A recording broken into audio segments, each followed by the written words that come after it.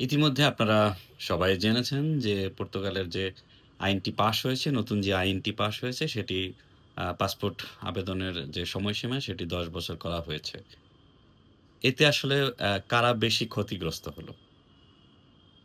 এটি আসলে আ কাদের উপর বেশি বোঝা হয়ে চাপলো, সেটি যদি হিসেব করি সেটির মধ্যে আমি পড়েছি। মানে আমরা যারা ২০২২ এবং ২৩ এর শুরুর দিকে যারা আমরা প্রবেশ করেছি, তাদের জন্য এটি বেশি অ্যা ক্ষতিকর হয়ে গেল। কারণ আমরা একদম পাসপোর্ট আ আবেদনের দ্বারপ্রান্তে ছিলাম। যে হিসেব করলে আমরা হয়তো ২৭ এবং ২৮ এর দিকে আমরা পাসপোর্ট এপ্লাই করতাম।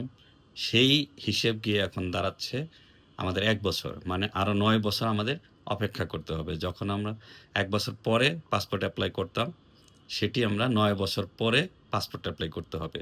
তো সব দিক থেকে যদি ক্ষতিগ্রস্তের যে হিসেবটি করা হয়, সেটি করলে আমরা যারা ২২ এবং ২৩ এ যারা আমরা ঢুকেছিলাম, যারা 70 করেছিলাম, তারাই সবচেয়ে বেশি ক্ষতিগ্রস্ত হলো। কারণ আমরা অলরেডি এখানে ৪ টি বছর আমরা শেষ করলাম। আমরা যদি এই নিয়মটা আগে আ জানতাম, তাহলে হয়তো আমরা অন্য কোনো দেশে আমরা সেটেল হওয়ার চিন্তা করতাম বা এই সময়টা আমরা অন্য কোনো জায়গায় ব্যয় করতে পারতাম।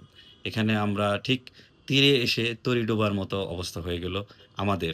সবচেয়ে ক্ষতিগ্রস্ত আসলে হলাম আমরাই।